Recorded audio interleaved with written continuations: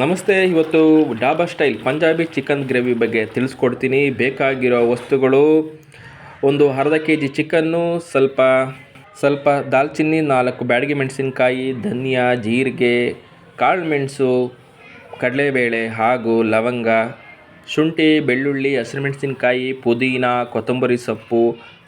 ಹೆಚ್ಚಿಗೆ ಆಗಿ ಈರುಳ್ಳಿ ಮತ್ತು ಟೊಮೊಟೊವನ್ನು ತಗೊಳ್ಳಿ. ಒಂದು 5 ಟೊಮೊಟೊ, ಒಂದು 4 ಈರುಳ್ಳಿಯನ್ನು ತೊಗೊಂಡಿದ್ದೀನಿ. ಈಗ ಒಂದೆರಡು ಪಲಾವ್ ಎಲೆ, ಕರಿಬೇವು ಸೊಪ್ಪು, ಸಾಸಿವೆ, ಅರಿಶಿನ ಹಾಗೂ ಕಸೂರಿ ಮೇಥಿ, ಸ್ವಲ್ಪ ಧನಿಯಾ ಪುಡಿ, ಖಾರದ ಪುಡಿ, ಸ್ವಲ್ಪ ಚಿಕನ್ ಮಸಾಲ ಮೊದಲಾದ ವಸ್ತುಗಳನ್ನು ತೊಗೊಂಡಿದ್ದೀನಿ. ಈಗ ಒಂದು ಬಾಣಲಿಗೆಯನ್ನು ಇಟ್ಟು ಅದಕ್ಕೆ ಈ ದಾಲ್ಚಿನ್ನಿ, ಧನಿಯಾ, ಮೆಣಸಿನಕಾಯಿ, ಕಡಲೆಬೇಳೆ, ಜೀರಿಗೆ, ಲವಂಗ ಇವುಗಳನ್ನು ಹಾಕಿ ಹುರಿದು ಎತ್ತಿಡಿ. ಈಗ ಬೆಳ್ಳುಳ್ಳಿಯನ್ನು ಶುದ್ಧ ಮಾಡ್ಕೊಳ್ಳಿ. ಹಾಗೆ ಶುಂಠಿಯನ್ನು ಶುದ್ಧ ಮಾಡಿಕೊಂಡು ಸ್ವಲ್ಪ ಕಟ್ ಮಾಡ್ಕೊಳ್ಳಿ. ಈಗ ಮಿಕ್ಸಿ ಜಾರಿಗೆ ಹುರಿದ ವಸ್ತುಗಳನ್ನು ಹಾಕಿ ಮತ್ತು ಶುಂಠಿ ಬೆಳ್ಳುಳ್ಳಿಯನ್ನು ಹಾಕಿ ಪೇಸ್ಟ್ ಮಾಡ್ಕೊಳ್ಳಿ. ನಂತರ ಹಸಿರು ಮೆಣಸಿನಕಾಯನ್ನು ಹೆಚ್ಚಿಟ್ಕೊಳ್ಳಿ. ಹಾಗೆ ಟೊಮೊಟೊವನ್ನು ಹೆಚ್ಚಿಟ್ಕೊಳ್ಳಿ, ಈರುಳ್ಳಿಯನ್ನು ಹೆಚ್ಚಿಟ್ಕೊಳ್ಳಿ, ಕೊತ್ತಂಬರಿ ಸೊಪ್ಪು ಮತ್ತು ಪುದೀನವನ್ನು ಹೆಚ್ಚಿಟ್ಕೊಳ್ಳಿ. ಸ್ನೇಹಿತರೆ, ಈ ಟೊಮೊಟೊವನ್ನು ಸಣ್ಣಗೆ ಹೆಚ್ಚಿಟ್ಕೊಳ್ಬೋದು ಅಥವಾ ಇದನ್ನು ಕೂಡ ರುಬ್ಬಿ ಹಾಕಿದರೆ ಇನ್ನೂ ಚೆನ್ನಾಗಿರುತ್ತೆ. ನಾನು ದೋಸೆ ಹಾಗೂ ರೊಟ್ಟಿಗೆ ಬಳಸೋ ಕಾರಣ ಈ ಟೊಮೊಟೊವನ್ನು ಸಣ್ಣಗೆ ಹೆಚ್ಕೊತಾ ಇದ್ದೀನಿ. ಏನಾದರೂ ಹೆಚ್ಚಬೋದು, ಈ ಈರುಳ್ಳಿ ಹೆಚ್ಚೋದು ಸುಲಭ ಭಾಳ, ಆದರೆ ಕಣ್ಣಿಗೆ ಮಾತ್ರ ಇಷ್ಟ ಆಗಲ್ಲ. ಹೆಚ್ಚಕ್ಕೇನೋ ಚೆನ್ನಾಗಿರುತ್ತೆ. ಈರುಳ್ಳಿ ಒಳ್ಳೆ ಶೇಪಾಗಿ ಕಟ್ಟಾಗುತ್ತೆ, ನೋಡೋಕ್ಕೂ ಚೆನ್ನಾಗಿರ್ತದೆ. ಅನ್ನಕ್ಕೆ ಕಲಿಸ್ಕೊಂಡು ತಿಂದ್ರಂತೂ ತುಂಬ ಚೆನ್ನಾಗಿರ್ತದೆ. ನಾವು ಈ ಹೋಟೆಲ್ಗೆ ಹೋಗಿ ಡಾಬಾಗಳಿಗೆ ಹೋಗಿ ತಿನ್ನುವ ಬದಲು ಮನೆಯಲ್ಲೇ ಇಂಥ ರುಚಿಕರವಾದ ಒಂದು ಚಿಕನ್ ಗ್ರೇವಿಯನ್ನು ಮಾಡ್ಕೊಳ್ಬೋದಾಗಿದೆ.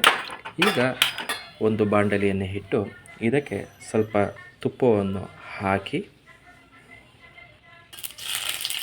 ಇದಕ್ಕೆ ಸ್ವಲ್ಪ ಎಲೆ ಹಾಗೂ ಜಾಪತ್ರೆ, ಸಾಸಿವೆ, ಹಸಿಮೆಣಸಿನಕಾಯಿ ಹಾಕಿ ಚೆನ್ನಾಗಿ ಫ್ರೈ ಮಾಡಿ, ನಂತರ ಈರುಳ್ಳಿನ ಹಾಕಿ ಚೆನ್ನಾಗಿ ಫ್ರೈ ಮಾಡಿ, ನಂತರ ಈ ಈರುಳ್ಳಿ ಕೆಂಪಗೆ ಆದ ನಂತರ ಟೊಮೊಟೊ ರಸ ಅಥವಾ ಹೆಚ್ಚಿಟ್ಕೊಂಡಿರೋ ಟೊಮೊಟೊವನ್ನು ಹಾಕಿ ಚೆನ್ನಾಗಿ ಫ್ರೈ ಮಾಡಿ, ನಂತರ ರುಬ್ಬಿಟ್ಕೊಂಡಿರುವ ಪುಡಿ ಹಾಕಿ, ನಾನು ಈ ರುಬ್ಬಿದ ಪುಡಿಯೊಳಗೇ ಬೆಳ್ಳುಳ್ಳಿ ಹಾಗೂ ಶುಂಠಿಯನ್ನು ಹಾಕಿ ರುಬ್ಬಿದ್ದೇನೆ. ಇದನ್ನು ಪ್ರತ್ಯೇಕವಾಗಿ ರುಬ್ಬಿ ಹಾಕೋ ಅವಶ್ಯಕತೆ ಇಲ್ಲ. ನಂತರ ಈ ಸಾಂಬಾರು ಪುಡಿ, ಸ್ವಲ್ಪ ಖಾರದ ಪುಡಿ, ಕಲ್ಲುಪ್ಪು, ಸಾಸಿವೆ, ಕಸೂರಿ ಮೇಥಿ, ಅರಿಶಿನ ಮತ್ತು ಸ್ವಲ್ಪ ಚಿಕನ್ ಮಸಾಲ, ಸ್ವಲ್ಪ ಖಾರದ ಪುಡಿಯನ್ನು ಹಾಕಿ ಬೇಯಿಸಿ. ಈಗ ನಾವು 1 ಕಪ್ ಲೋಟದಷ್ಟು ನೀರನ್ನು ಹಾಕ್ಕೊಳ್ಬೇಕಾಗತ್ತೆ. ಈ ಪುಡಿಯನ್ನು ಹಾಕಿದ ತಕ್ಷಣ ಗಟ್ಟಿಯಾಗುತ್ತೆ, ಆದ್ದರಿಂದ ಸ್ವಲ್ಪ ನೀರು ಹಾಕಿ ಬೇಯಿಸಿ.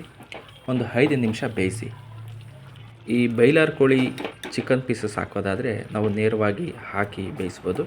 ಆದರೆ ನಾಟಿ ಕೋಳಿ ಅಥವಾ ಮೊಟ್ಟೆ ಕೋಳಿ ನಾವು ಪೀಸಸ್ ಹಾಕಬೇಕಾದ್ರೆ ಮೊದಲೇ ಸ್ವಲ್ಪ ಬೇಯಿಸ್ಬಿಟ್ಟು ಹಾಕಿದ್ರೆ ಚೆನ್ನಾಗಿರ್ತದೆ. ನಾನು ನಾಟಿ ಕೋಳಿ ಪೀಸಸ್ ಹಾಕ್ತಾಯಿದ್ದೀನಿ, ಆದ್ದರಿಂದ ಸ್ವಲ್ಪ ಮೊದಲೇ ನಾನು ಅದನ್ನು ಸ್ವಲ್ಪ ಬೇಯಿಸಿಟ್ಟಿದ್ದೆ, ಹಾಗಾಗಿ ಅದನ್ನು ಹಾಕ್ತಾಯಿದ್ದೀನಿ.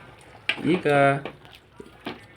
ಇದರ ಮೇಲೆ ಸ್ವಲ್ಪ ಕೊತ್ತಂಬರಿ ಸೊಪ್ಪು ಹಾಗೂ ಪುದೀನ ಸೊಪ್ಪಿನ ಹಾಕಿ ಬೇಯಿಸಿ ಒಂದು 5 ನಿಮಿಷ ಬೇಯಿಸಿ.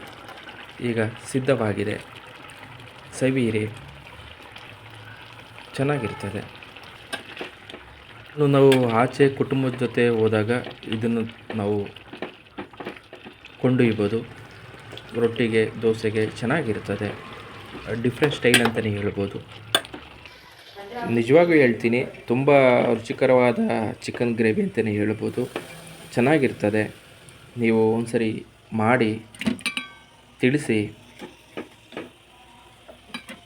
ಧನ್ಯವಾದಗಳು ಎಲ್ಲರಿಗೂ. ನಮಸ್ಕಾರ.